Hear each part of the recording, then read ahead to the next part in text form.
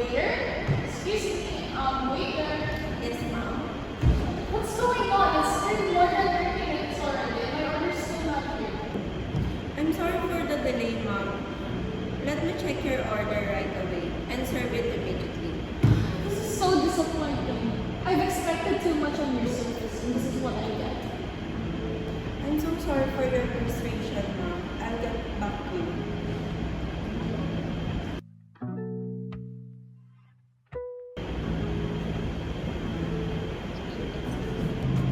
Sir, you have a service delay at the table 3 and the guest is upset. Can we prioritize their order? Alright, let's fix this now. I'll personally handle this. Meanwhile, go back to the guests and reassure that we are resolving this issue. Go. Okay, sir.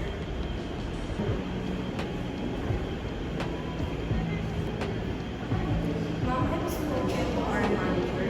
Your order will be prioritized. I'm sorry for the inconvenience. May I offer you some complimentary drink or dessert? Alright, but I hope this doesn't happen again. I'm sorry.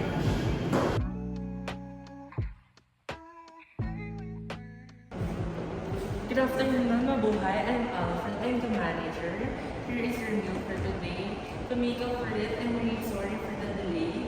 To make up for it, your meal is on the house and would like to offer you a complimentary dessert of your choice. I appreciate your effort. Thank you very much, Alfred. Thank you so much, ma'am, for your understanding. We've also recently implemented a system to prevent this kind of delay. Moving forward, we'll monitor the preparation times digitally to ensure that no guest has to wait for this long again. Your feedback is helping us improve our service. Thank you so much.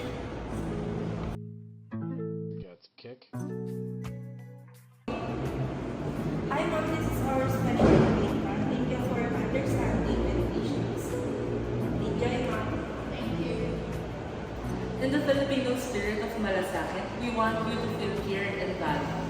We hope to see you again soon, ma'am. Thank you so much. I can see and understand that you care about your guests. It's always our pleasure to serve you. Have a great day. Mabuhay.